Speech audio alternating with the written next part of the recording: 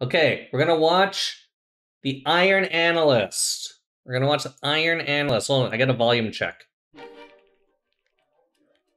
I don't really have to worry about Luke. I don't think he really knows what he's doing.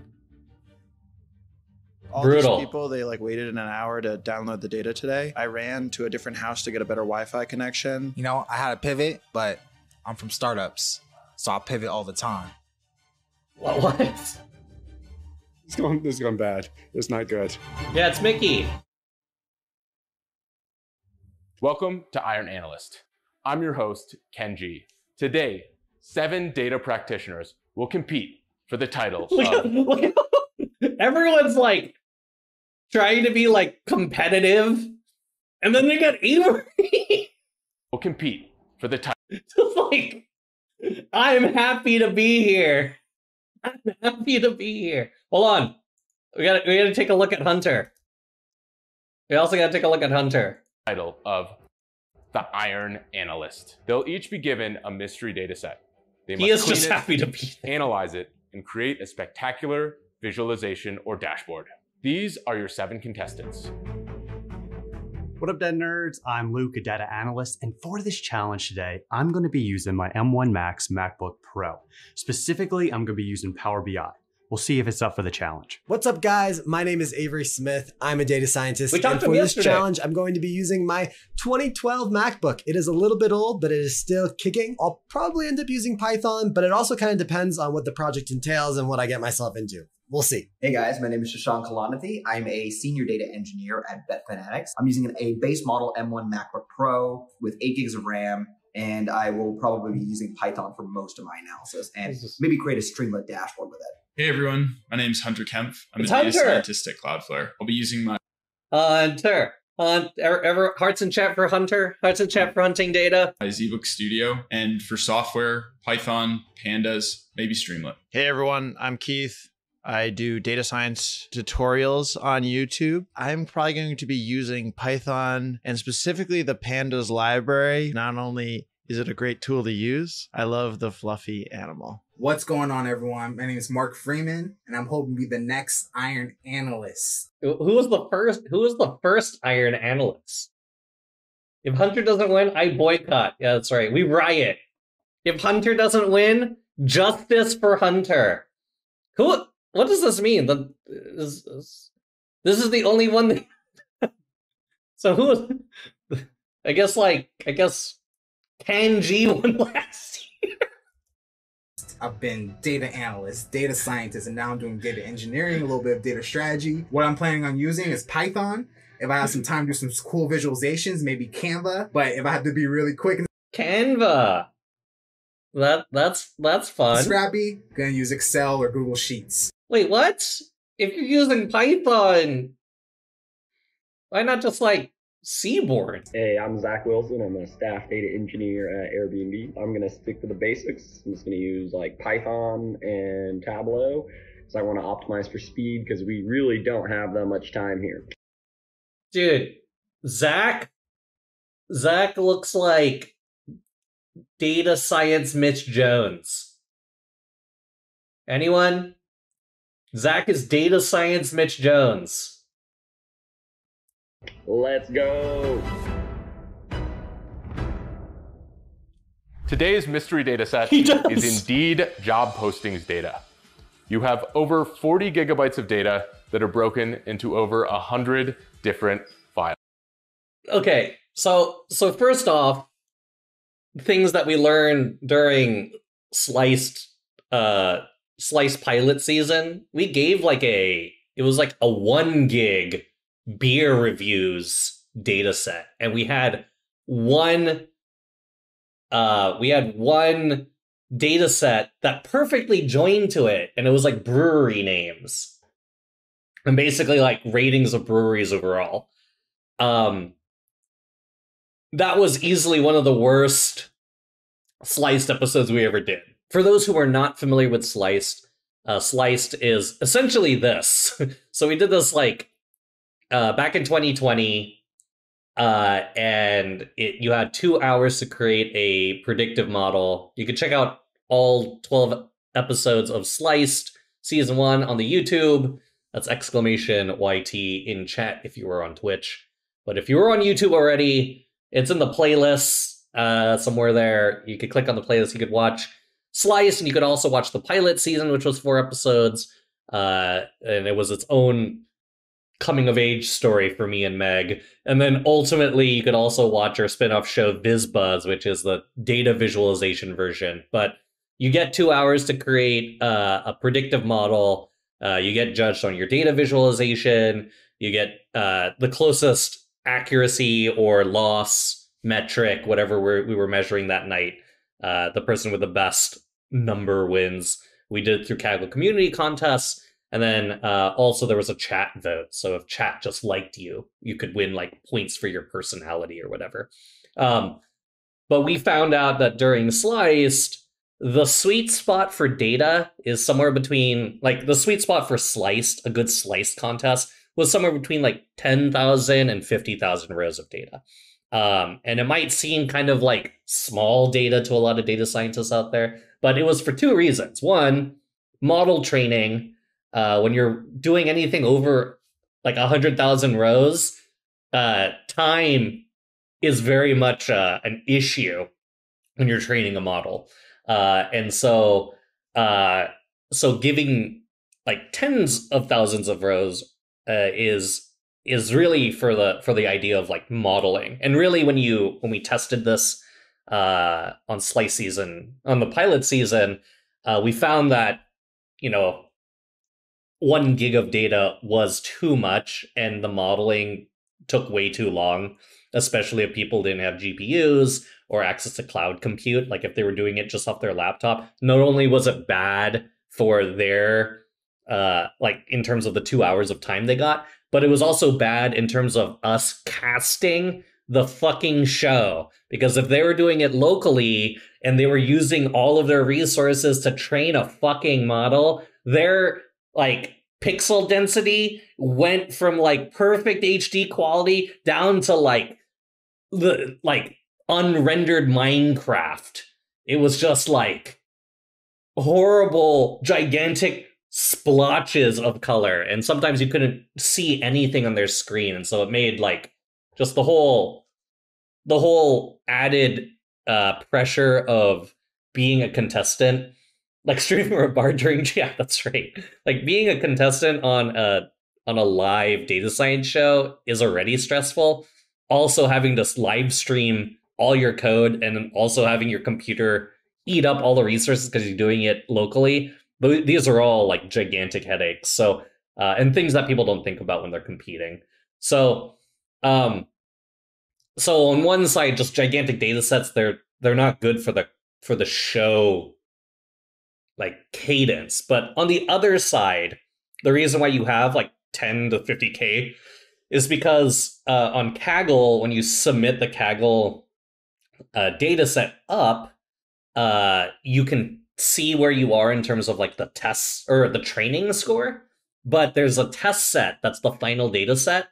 And around 10 to 50K is also a threshold of like good movement in the Kaggle leaderboards. And so that initial leaderboard you see before the contest ends of like where people might be in terms of their models, like that could move pretty dramatically given the test set. So you want it to move a good amount, but you don't want it to move so much that it seems random, right? So people who are in the top 10, maybe there's a plus or minus 3, right? And that's really good movement. Like if you're in the top, if you're a contestant and you're near someone, who knows who's going to be the top contestant that night? Like that's an exciting part of Sliced, where at the end, the test data set really reveals like who had the most robust model, right? So the best parts of Slice was participating as a spectator. Yeah, that was really that was a big community aspect. That was crazy that like 40 people a night did a Kaggle data set alongside us. Like 40 people on top of like the 4 people competing. That was truly like, holy shit, we're doing the community thing, y'all. Anyway, I promise I'm not going to keep harping on about how, as a data science game show host, this seems bonkers to me. I promise I will not harp on this anymore. Files. You must download it, clean it, analyze it, and create a beautiful data visualization. Are you ready? Yes! Let the battle begin! Our competitors will have an hour and 30 minutes to complete this challenge. They will also get an extra bonus 5 minutes for every piece of Bright Data swag that they're wearing as a special advantage that comes from our sponsor. You can also try your hand at this analysis with a sample from the actual data. We got this data from Bright Data, which is the #1 web data platform. Special thank you to them for sponsoring this video and making the Iron Analyst possible. #ad. Hey there, viewers. Okay, so we have Luke Bruce here. Luke, can you describe to the audience what your approach is in this kind of challenge? There's a lot of data here and a lot of job descriptions. I've focused in the past at looking at data analyst, data scientist, and data engineer 1 hour jobs. limit. So that's what I'm going to focus on is those three, drawing insights of salary, location, degree requirements, and probably top skills. Do you see anyone that being very good? You're like, okay, this is going to be a serious problem. I think Shashank, but I think it's because he has like a community behind him doing a live session and having people help him. So I think he's sort of cheating. That's cheating. Maybe we should consider that, Ken? That's cheating. Maybe. A gauntlet thrown to the judges. We will see what happens, but thank you very much, Luke. Dude, imagine if a contestant on Sliced doled out the 3 pieces of work. Like one person, the person in the contest had someone doing the modeling and someone else doing data viz for them, and they just focus on meme generation. Imagine the absolute just chaos in chat that would bring. He had a bit of a leg up in terms of idea generation and all that. Yeah, I feel like the Iron Analyst who crowdsources info is more of the cardboard analyst, y'all. That's more of the cardboard analyst, y'all. Much luck to you in the competition. Okay, so Shashank, what do you think about the data so far? In the real world, it's all about looking at all the stuff that you could be doing and then limiting it to what you actually can do. So I have about an hour left to actually go through all this data. I'm only going to look at one CSV right now, create my dashboard, and then from there, see how many other pieces of data I can get in there. Mark over here is working with a lot of what looks like text data. So he's going in a different direction than I'm going to go in. So I'm actually more interested to see what everyone else does. So Mark, how are you feeling about this? I had a pivot, but I'm from startups. So I'll pivot all the time. The way I'm about to go is I'm going to split it up using the location data. And I filtered for all descriptions that had data in it. I'm just going to assume that's a data role. If you have data in the role, you're a data professional. I'm going to group by the state and determine how many data roles by state to help you determine where you should move to if you want to be a data professional. Didn't realize the dog was there. So we're here with Lulu. How are you feeling about this competition so far? This is the best part of the show. Okay, that's a positive sign. Who do you think's... Is this real or a skit? I think the competition is real. I think they're trying to be cute for YouTube, Like everyone knows, on Sliced, it would when we tried to do interviews with people, they would be like, kindly fuck off while I am modeling, So we never did interviews. We only did interviews at the very end. We only did interviews during the playoffs. But yeah, we tried doing interviews and people were literally like, I don't know what you're saying. I'm kind of focused on something else right now. We're like, okay, we're leaving. We will leave this call. So yeah, I think people know it's a video, but they did 2 interviews, which further reduced the time we had to work. Exactly. It's especially when it's YouTube video time. Not a lot of people understand how much B-roll you have to collect to get the right sound bites, right?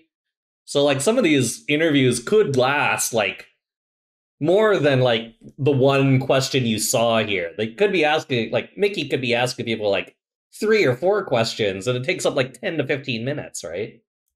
It's gonna win. Fascinating. Thank you, Lulu, and we'll see you at the finish line. 1 to 3 minutes each Each question. First off, right? I want to say hi to my mom, my dad. They're watching back home from New Hampshire. I miss you guys. I'll see you soon.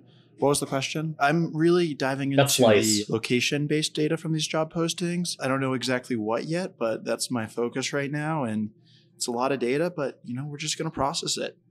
I like how they went from a Jupyter notebook to like Excel. Like just like we're doing some location data. Shows off the Jupyter notebook. Actually Excel. Each interview was 1 to 3 minutes, yeah. There's some serious competition, but I'm a serious competitor. Wow. Ooh, big words. I'm just saying, all these people, they like waited an hour to download the data today. I ran to a different house to get a better Wi-Fi connection and then ran back. So I just think that puts me at a different, a different level. That reminds me of Greg. Greg was a contestant on Sliced. He got kicked out of his office. So he is a professor at Loyola in Chicago. And he got kicked out of his office because apparently because of COVID, he wasn't allowed into his own office. So he got kicked out of his office. And so he went across the street to a Starbucks. He's competing, by the way. At this point, he's competing in Sliced. So he has from like Central Time, 8 p.m. to 10 p.m., right? And within the first 15 minutes of Sliced, he got kicked out of his own office. Goes across the street to a Starbucks, sets up, and then apparently he has picked the only Starbucks in the existence of the world that closes at 9. So they said like, yeah, we're kicking everyone out at 8:30 because we're closing up. So from 8 to 8:15, he got kicked out. From 8:15 to 8:30, he got kicked out of Starbucks. So he had to drive home. And apparently he can't live that far away because he got home like at, 9 his time and had an hour to do Slice, which he did. He was able to come up with something within the hour. But the last about 20 minutes, so 40 minutes he did something. The last 20 minutes he dedicated to making memes. So he spent 20 minutes on like meme generator sites making memes of the other contestants, and he won the chat vote by just spamming memes for 20 minutes. Chat ate it up. Chat fucking ate it up. Yeah. Greg that does the Astro stuff. Exactly. That's Stats in the Wild. He's on Twitch and he's on Twitter. No one's downloading anything over here. I think we've hit a gold mine. I need all the advantages I can get. We've got Zach Wilson here. A big thing that I was looking at is that like a lot of the data in this was kind of useless. A lot of that freeform text data, I think that's kind of a red herring for a lot of people. They might try to like process it and stuff like that. It's a lot of data, but we're just going to process it, one file at a time. I'm going to be looking more at like time series data and probably like trying to take some of these dimensions, like the job titles, and trying to standardize them into more nice buckets, as opposed to having like a million different categories of things, right? I definitely think that Luke is he's gonna be throwing his weight around for sure. I might take a silver medal this game, but we'll see. So Hunter, what is it like working with this data set? Pretty big data set. So I'm just analyzing kind of the first chunk here, trying to get a feel for the data first, and then build kind of a nice idea of what the visuals I need. I don't really have to worry about Luke. I don't think he really knows what he's doing, but I think that the rest are all, very, very strong competitors.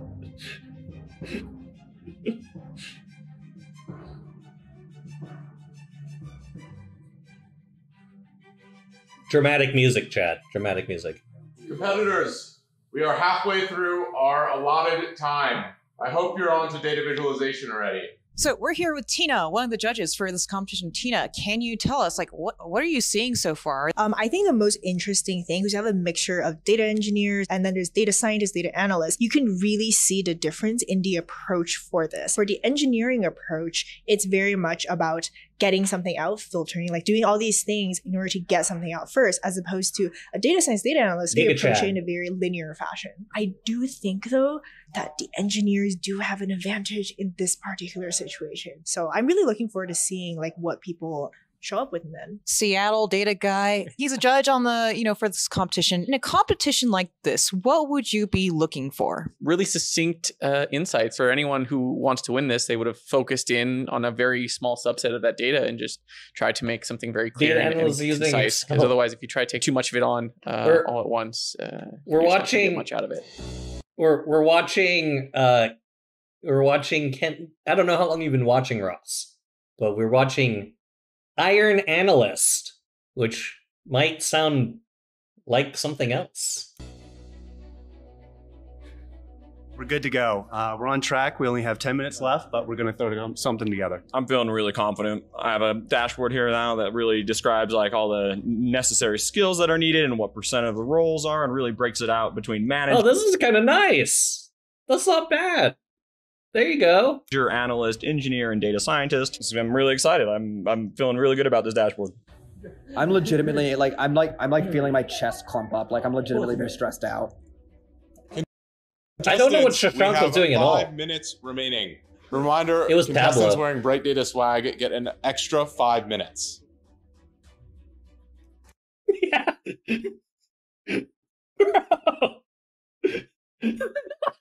Yes. Chat, how many times have we done a word cloud? How many times have we done a word cloud? Yeah, we're word clouders in this chat. We're word clouders in this chat. It's crunch time. We gotta get to it. Hopefully it'll be kind of pretty, but it's not going to be comprehensive and like what I want. But hopefully it's still a little pretty, but it's not pretty yet. Now that guy's a data scientist. Dude, the word clouds, the judges. Still a little pretty. These are it's not pretty yet. These are two of the judges, right? So they're just they're just word clouding. They're just masking the word cloud over the judges. Oh, Avery did that later. Okay. See, okay, so this is the Zach's Tableau dashboard, right? 10, 9, 8, 7, 6, 5, 4, 3, 2, 1. Thank you guys so much for supporting me through this live stream. This was an incredibly stressful experience. Where's his chat? Does he not have chat? But I think we actually have a solid visualization, a solid dashboard coming up. Ben Rogajan, otherwise known as the Seattle Data Guy, YouTuber and former data engineer at Meta. Josh Starmer, founder of the YouTube channel StatQuest, also a renowned author of the StatQuest Illustrated Guide to Machine Learning. He didn't Huang, author Socks. YouTuber and former data scientist at Meta. All right, Luke, tell us what happened. What I wanted to look at mainly was job skill requirements. What is this? This is a walking stick. I watched that guy's vids. You watch my vids, Hat. You're not like Poggers, Nick Wynn. Man, now I feel bad. And mainly like a comparison tool between top tools. So it's a tripod. Oh. Does the calculations. We can see Python's top skill for programming, SQL over Excel, and then Tableau and Power BI are pretty close. Yeah, I'm just curious. I learned those counts seem a little low. How much of the data were you actually able to process? Ban that guy. 40 gigabytes of data, and I compressed it down or brought it down to only specifically to data analysts, data engineers, and data scientists, and so it was about only 8,000 rows after I got finished. Wait, then that's good. If, like, this is a good way Luke cut through the data. Like Luke was able to cut down his data set from 40 gigs to 8,000 rows. That's far more manageable. Thank you, Luke. Please send the next contestant in. So Avery, what happened out there? I wanted to see if the number of jobs has gone down recently posted on Indeed.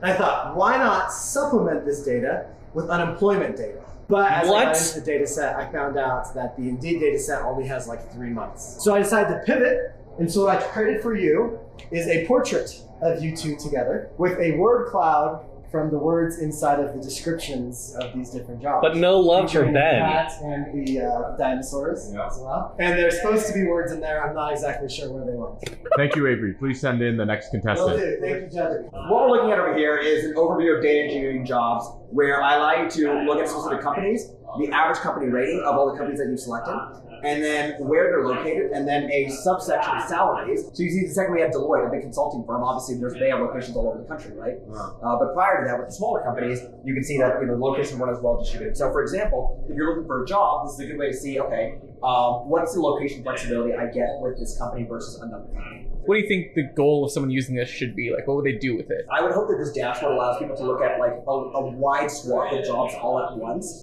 Dude. Where is this job? What job is this?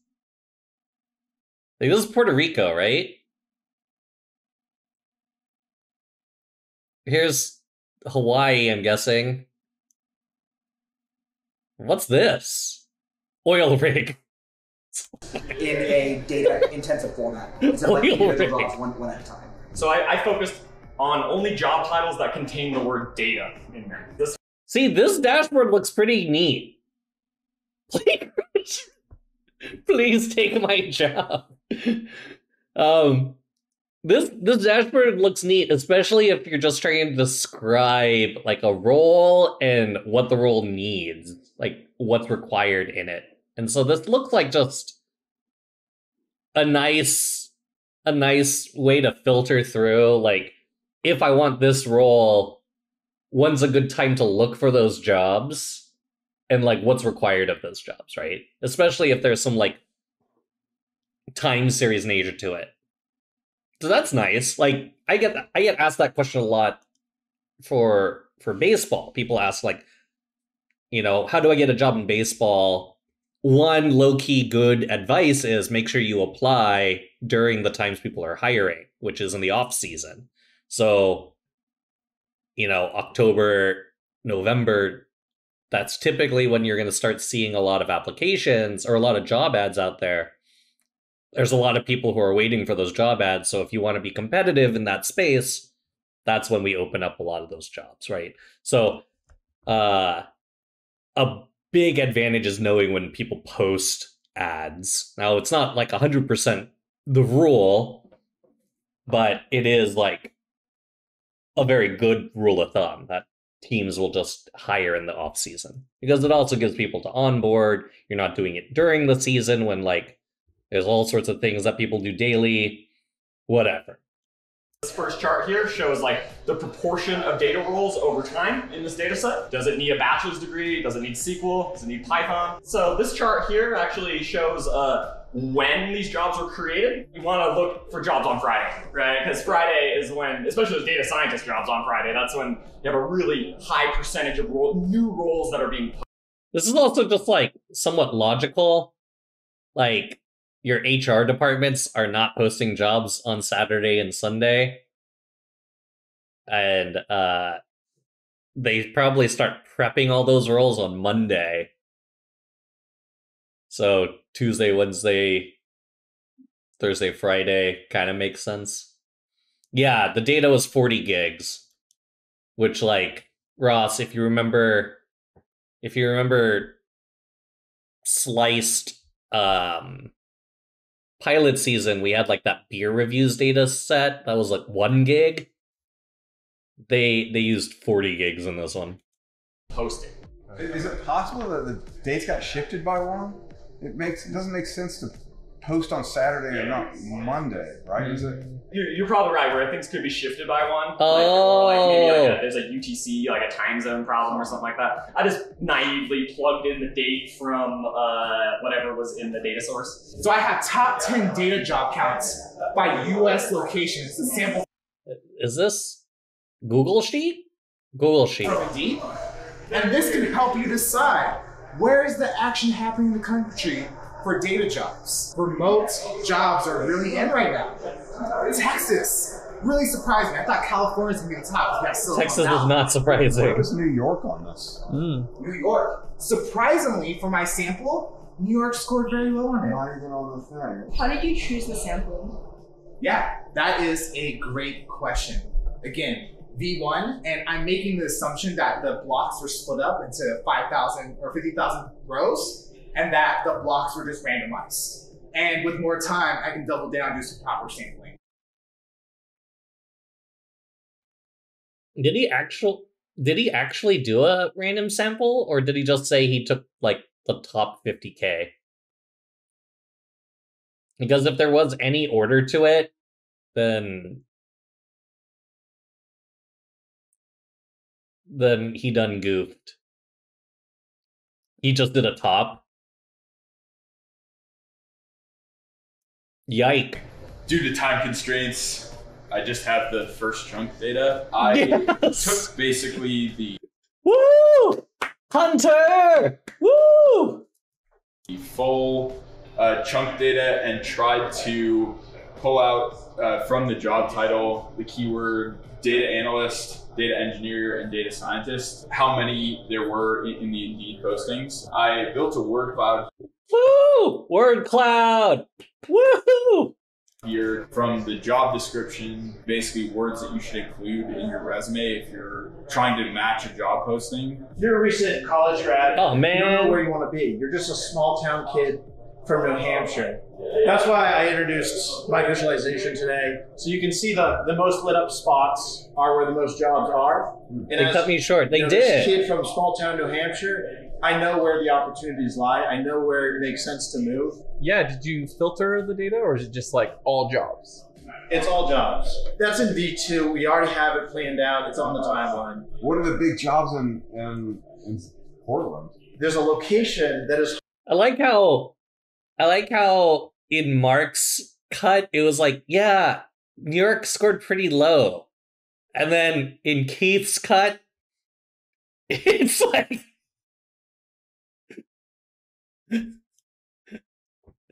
It's hard to put on a heat map, but is a very popular spot for jobs these days. But there's a county, or actually it's called a hamlet in Oregon called Remote. Oh my god. Oh my god. Bro. Dude, this is like Avery Oatmeal data set, dude. This is Avery Oatmeal. Like, oh, the best, most nutritious food you could eat is the oatmeal at McDonald's. Bro, Remote Oregon. I utilized this strategically to make sure that you knew that there was remote jobs available. That's awesome. Wow. Remote Oregon. What were your thoughts? Did any projects stand out? Keith's really stood out to me. Oh, was it just because he sold the story? He sold the story. Was the graphic equivalent to the story? The story matters a lot, doesn't it? I liked Luke's a lot. He it sold was it. simple, easy. Like you knew what you were getting, but it was also clean and easy and well designed. Yeah, I feel like Luke and Zach's both were a little more like Zach's there was a lot, so it could have been a little more concise, but like you could learn a lot from it if you spent time with it. But whenever there's a word cloud, I was like, word cloud. Especially since there's a lot of stop words. It might be pretty, but I don't know what I'm supposed to know from this. I thought Shashank was pretty cool too. You could select a job, and it would say it's here and it's here and it's here. That was unique, and I thought valuable in terms of like Keith's just kind of showed you jobs overall, but it didn't say I want this type of job and then just highlight those regions, including remote. Do we have a consensus on who's a winner? I think we have to add up the points. Yeah. Oh. Let's take it to the adding chamber. Okay, chat. Who wins? Who do you think wins? Who do you think wins, chat? Who wins Iron Analyst? Hunter. Obviously I do. Who wins, chat? Okay, yes, I know we're all Hunter stans. All right, let's do the poll. Let's do a poll. Who wins? Okay, I think we have... There's Keith, who had Remote Oregon. I think Shashank, who had the Streamlit dashboard. Let's see, they talked about Luke, because he had like nice presentation stuff. Avery, they talked about because of like possible word cloud stuff. And then let's throw Hunter in there because he's in chat. Let's throw Hunter. Okay. Who wins? Poll is up, chat. Poll is up. Poll is up. Who do you think is going to win? Who do you think is the winner, and who do you think is a not winner? Who do you think is going to win, chat?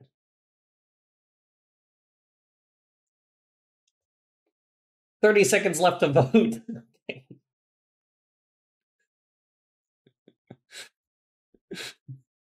This fucking chat, dude.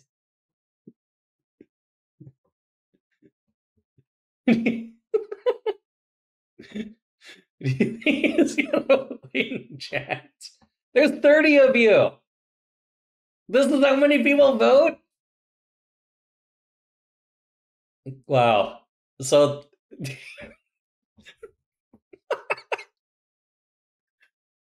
okay, so clearly Hunter winning seems to be a thing. Shashank second, and then a tie for third. All right.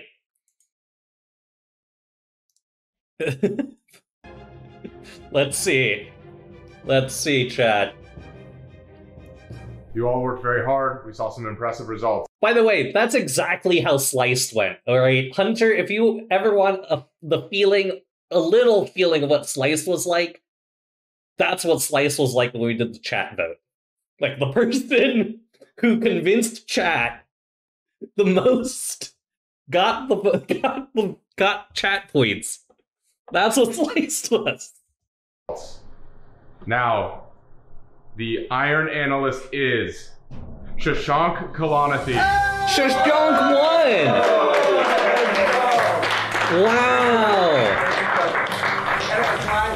Judges, why did you select Shashank? Yeah, why Shashank? Because it was awesome. We all kind of felt it was somewhat useful, obviously. Like, you could actually search specific job titles, and, you know, I'm sure with a little more time the salaries could have kind of gotten parsed out a little more, and that actually provides a lot of information. I agree. I think it was a very practical approach to things, and the reasoning behind why you did it made a lot of sense. Thank you. Practical is the best compliment I could ever get. You are now the Iron Analyst. Yeah, but he also cheated. He also started off by crowdsourcing ideas from his chat.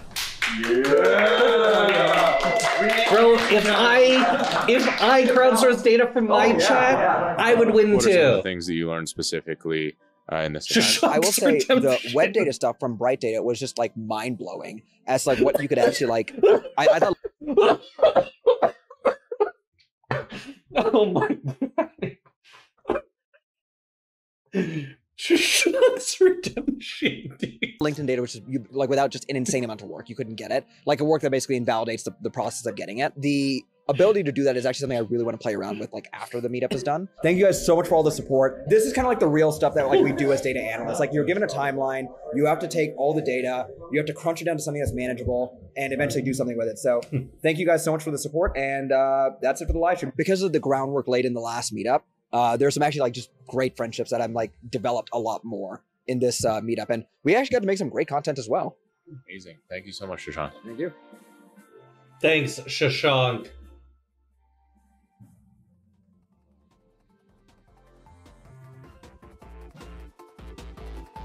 How was it, Chad? How was it?